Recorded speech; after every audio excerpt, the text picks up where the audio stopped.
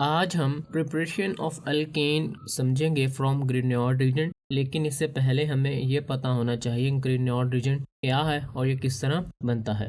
ग्रिग्नॉर्ड reason को Victor ग्रिग्नॉर्ड ने discover किया था और इसकी डिस्कवरी पर उन्हें नोबेल प्राइज से नवाजा गया था। ग्रिग्नॉर्ड रीजन एक ऑर्गेनोमेटालिक कंपाउंड होता है। ऑर्गेनोमेटालिक कंपाउंड ऐसे कंपाउंड होते हैं जिनमें मेटल और कार्बन एटम के दरमियान कोवलेंट बॉन्ड मौजूद होता है और इनका न्यूक्लियोफिलिक करैक्टर बहुत ज़्यादा हाई होता है। न्यूक्लियोफिलिक करैक्टर हाई होने से मुराद कि बहुत जल्दी इलेक्ट्रोफाइल पर अटैक करते हैं। ग्रिग्नॉर्ड रीजन को हम अल्काइल या अराइल हैलाइड को मैग्नीशियम मेटल के साथ रिएक्ट करने के बाद बनाते हैं।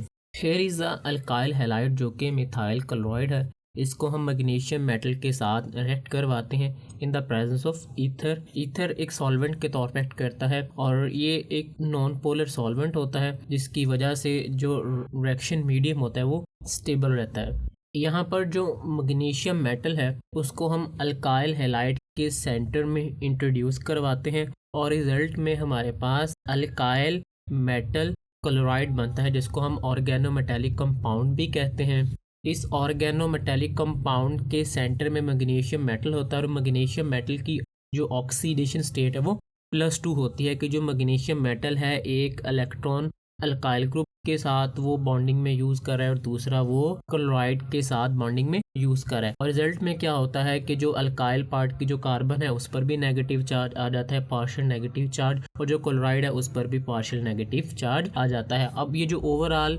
मॉलिक्यूल है जो ग्रिग्नॉर्ड रीजेंट है जो कि हमारे पास है जी मिथाइल मैग्नीशियम क्लोराइड है, इसमें जो मिथाइल ग्रुप है इस पर नेगेटिव चार्ज होता है और ये एज अ न्यूक्लियोफाइल एक्ट करती है। अब जब भी हम ग्रिग्नॉर्ड रीजन को किसी भी दूसरे रीजन के साथ रिएक्ट करवाएंगे तो ग्रिग्नॉर्ड रीजन में जो सबसे ज़्यादा जो एक्टिव पार्ट है वो ये मिथाइल ग्रुप की या जो अल्काइल ग्रुप है उसके कार्बन एटम होते हैं क्योंकि उस पर पार्शियल नेगेटिव चार्ज है। और ये हमारे पास एक कह लें कि गिने चुने मॉलिक्यूल्स में से है जिसमें कार्बन एटम पर नेगेटिव चार्ज आता है या कार्बन एटम न्यूक्लियोफाइल के तौर पे एक्ट करती है। Carbon of alkyl part no which is attached with magnesium act as a nucleophile के मैग्नीशियम की वजह से जो अल्काइल पार्ट की कार्बन है वो एज अ न्यूक्लियोफाइल एक्ट करती है। नेक्स्ट हम देखते हैं किस तरह जो ग्रिग्नॉर्ड रीजेंट है उसको हम यूज़ करते हैं अल्केन की प्रिपरेशन में। So here is a Grignard reagent जो कि अभी हमने प्रिपेयर किया उसको हम वाटर के साथ रिएक्ट करवाते हैं in the presence of ether.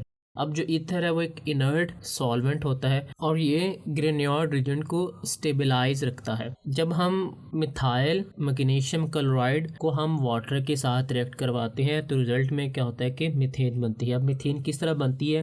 ग्रिग्नॉर्ड reagent का जो अल्काइल पार्ट है उस पर नेगेटिव चार्ज होता है और ये नेगेटिव पार्ट है ये वाटर के प्रोटॉन यानी H पॉजिटिव आयन के साथ रिएक्ट करता है और रिएक्ट करने के बाद ये मीथेन में कन्वर्ट हो जाता है। और जो रिमेनिंग पोर्शन होता है ग्रिग्नॉर्ड रीजेंट का मैग्नीशियम क्लोराइड वो हाइड्रोक्साइड आयन के साथ रिएक्ट करता है और रिएक्ट करने के बाद हमारे पास कुछ इस तरह की स्ट्रक्चर बन जाती है। इस तरह हम जो ग्रिग्नॉर्ड रीजेंट को यूज करते हुए डिफरेंट केमिकल कंपाउंड्स बनाते हैं। जैसे हम ग्रिग्नॉर्ड रीजेंट को जब कार्बन डाइऑक्साइड के साथ रिएक्ट करते हैं तो रिजल्ट में कार्बोक्सिलिक एसिड बनता है। इसी तरह जब हम ग्रिग्नॉर्ड रीजेंट को कार्बोनाइलिक कंपाउंड्स यानी एल्डिहाइड और कीटोन के साथ रिएक्ट करवाते हैं तो रिजल्ट में primary, secondary and tertiary alcohol बनते हैं। ये था एक ब्रीफ सा इंट्रोडक्शन। अगर इसमें कोई भी कंफ्यूजन हो do let me know in comment section.